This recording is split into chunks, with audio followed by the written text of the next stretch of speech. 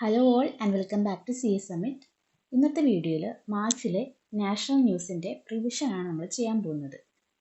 മാർച്ചിൽ നടന്ന important railway updates, bills, government initiatives ഇതിൽ നിന്നൊക്കെ തിരഞ്ഞെടുത്ത ഇമ്പോർട്ടൻ്റ് ആയിട്ടുള്ള ന്യൂസാണ് ഇതിൽ കവർ ചെയ്യുന്നത്. So let's start. ആദ്യം തന്നെ ഇന്ത്യൻ റെയിൽവേ അപ്ഡേറ്റ് ആണ്. ഇന്ത്യൻ റെയിൽവേയുടെ 2 എൻ്റർപ്രൈസസിന് നവരത്ന സ്റ്റാറ്റസ് ലഭിച്ചിരിക്കുകയാണ്. സോ എന്താണ് ഈ നവരത്ന സ്റ്റാറ്റസ്? ഏതൊക്കെയാണ് അതിൻ്റെ എൻ്റർപ്രൈസസ് എന്ന് നമുക്ക് നോക്കാം. സെൻട്രൽ ഗവൺമെൻറ് ഇന്ത്യയിലെ പബ്ലിക് സെക്ടർ അണ്ടർടേക്കിങ്സിനെ മെയിനായിട്ട് 3 കാറ്റഗറൈസ് ചെയ്യുന്നുണ്ട്. അതാണ് മിനിരത്ന, നവരത്ന ആൻഡ് മഹാരത്ന എൻ്റർപ്രൈസസ്. ഒരു കമ്പനി മിനിരത്ന ആവണമെങ്കിൽ 1 to 3 years ആയിട്ട് പ്രോഫിറ്റബിൾ ആയിരിക്കണം, നെറ്റ് വർത്ത് 500 crore വരെ ആയിരിക്കണം, പിന്നെ ലിമിറ്റഡ് ഓട്ടോണമി ആയിരിക്കണം. ഇത്രയും കാര്യങ്ങൾ എലിജിബിൾ ആണെങ്കിൽ ആ കമ്പനി അല്ലെങ്കിൽ എൻ്റർപ്രൈസസിന് മിനിരത്ന സ്റ്റാറ്റസ് ലഭിക്കും. പിന്നെ ഈ മിനിരത്നയെ മിനിരത്ന കാറ്റഗറി 1, മിനിരത്ന കാറ്റഗറി 2 എന്നിങ്ങനെ സബ് ഡിവൈഡ് ചെയ്തിട്ടുണ്ട്. അങ്ങനെ മിനിരത്ന കാറ്റഗറി 1-ൽ 3 years ആയിട്ടുള്ളവരാണ് നവരത്ന എൻ്റർപ്രൈസസ്. അവരുടെ net worth up to 1000 crore ആയിരിക്കണം, പിന്നെ മോഡറേറ്റ് ഓട്ടോണമി ആയിരിക്കണം. പിന്നെ വരുന്നതാണ് മഹാരത്ന എൻ്റർപ്രൈസസ്. അവർ 3 years ആയിട്ട് നവരത്ന കാറ്റഗറിയിൽ സെർവ് ചെയ്തവരായിരിക്കണം. അപ് ടു 5000 crore ആണ് അവരുടെ നെറ്റ് വർത്ത് വരേണ്ടത് വിത്ത് മാക്സിമം ഓട്ടോണമി. സോ ഇങ്ങനെയാണ് PSUസിന് ഗവൺമെൻറ് ക്ലാസിഫൈ ചെയ്തേക്കുന്നത്. ആൻഡ് ഇന്ത്യൻ റെയിൽവേയുടെ 2 എൻ്റർപ്രൈസസിന് ഏത് സ്റ്റാറ്റസാണ് ഇപ്പോൾ ലഭിച്ചേക്കുന്നത്?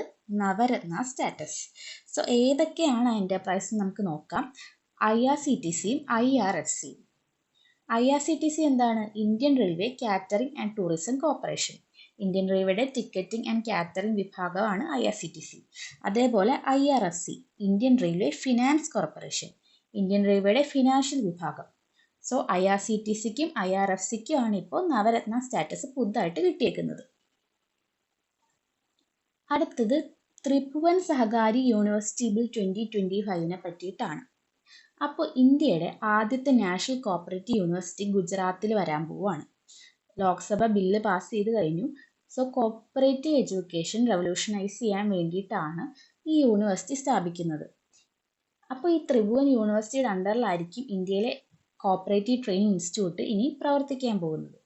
സോ നമുക്ക് ബില്ലിൻ്റെ കൂടുതൽ ഡീറ്റെയിൽസിലേക്ക് പോവാം. ത്രിഭുവൻ സഹകാരി യൂണിവേഴ്സിറ്റി ബിൽ വരുന്നതിലൂടെ ഇന്ത്യയുടെ ഫസ്റ്റ് നാഷണൽ കോപ്പറേറ്റീവ് യൂണിവേഴ്സിറ്റി സ്ഥാപിക്കപ്പെടാൻ പോവുകയാണ്. എവിടെയാണ്? Irma, Indian institute of rural management, Anand, ഗുജറാത്തിലെ ഇർമയിലാണ് ഇത് സ്ഥാപിക്കപ്പെടാൻ പോകുന്നത്. സോ ഗുജറാത്തിലാണെന്ന് ഓർത്തിരിക്കുക. പിന്നെ ഈ ത്രിഭുവൻദാസ് കൃഷിഭായ് പട്ടേൽ, അദ്ദേഹത്തിൻ്റെ പേരിലാണ് യൂണിവേഴ്സിറ്റി നെയിം ചെയ്തേക്കുന്നത്. ആരാണ് അദ്ദേഹം? നമ്മുടെ കോപ്പറേറ്റീവ് ഡയറി ജയൻ്റ് ആയിട്ടുള്ള അമൂലിൻ്റെ ഫൗണ്ടറാണ്.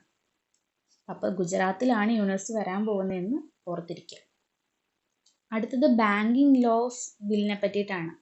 ഒരു അമെൻമെൻ്റ് ആയിരുന്നു. നമ്മുടെ ബാങ്കിലെ നോമിനീസിൻ്റെ എണ്ണം ഇപ്പോൾ 1 നിന്ന് 4 മാറ്റാം എന്ന ഓപ്ഷൻ ഇപ്പോൾ പാർലമെൻറ്റ് പാസ്സാക്കിയിരിക്കുകയാണ്.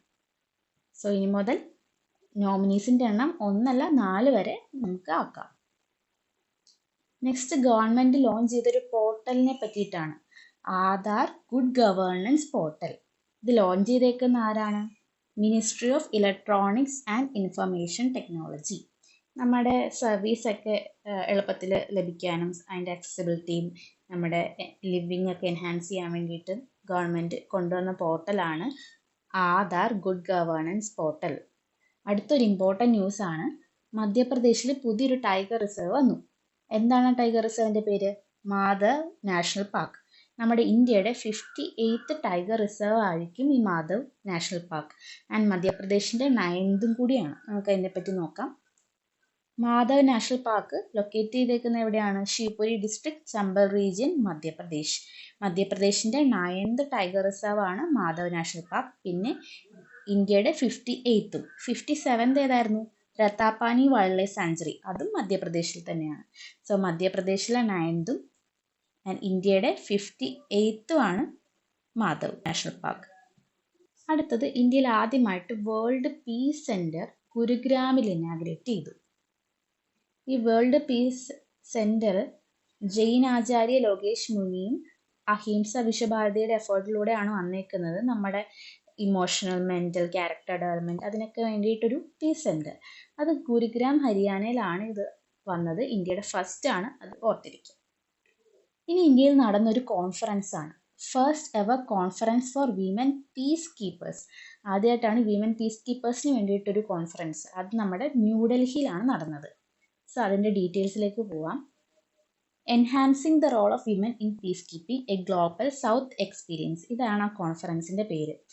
35 രാജ്യങ്ങളിലെ വിമൻ പീസ് കീപ്പേഴ്സ് ഒത്തുവരികയും അവരുടെ പീസ് കീപ്പിംഗ് ഓപ്പറേഷൻസ്, സ്ട്രാറ്റജീസ് അതിനെയൊക്കെ പറ്റി ഡിസ്കസ് ചെയ്യുകയാണ് അവിടെ ചെയ്തത്. ഇത് ഓർഗനൈസ് ചെയ്തത് മിനിസ്ട്രി ഓഫ് എക്സ്റ്റേണൽ അഫയേഴ്സും പിന്നെ ministry of defence and centre for UN peace കീപ്പിംഗും കൂടിയാണ്. ഇതിൽ മെയിനായിട്ട് വരുന്നത് ഒരു അവാർഡാണ്, UN military gender advocate of the year award. ആ അവാർഡ് ലഭിച്ചേക്കുന്നത് മേജർ രാധിക സെന്നിനാണ്. 2023 അവാർഡാണ് ഇപ്പോൾ പ്രഖ്യാപിച്ചേക്കുന്നത്. സോ ആർക്കാണ് UN military gender advocate of the year award ലഭിച്ചേക്കുന്നത്? മേജർ രാധിക സെൻ. അടുത്തതും ഒരു കോൺഫറൻസ് റിലേറ്റഡ് ന്യൂസ് ആണ്. Ursula von der Leyen visits India, EU trade and tech talk. So European union trade and tech talks നടന്നേക്കുവാണ് ഇന്ത്യയിൽ വെച്ചിട്ട്. അതിൽ Ursula von der Leyen India visit ചെയ്തു. So ആരാണ് അദ്ദേഹം നോക്കാം.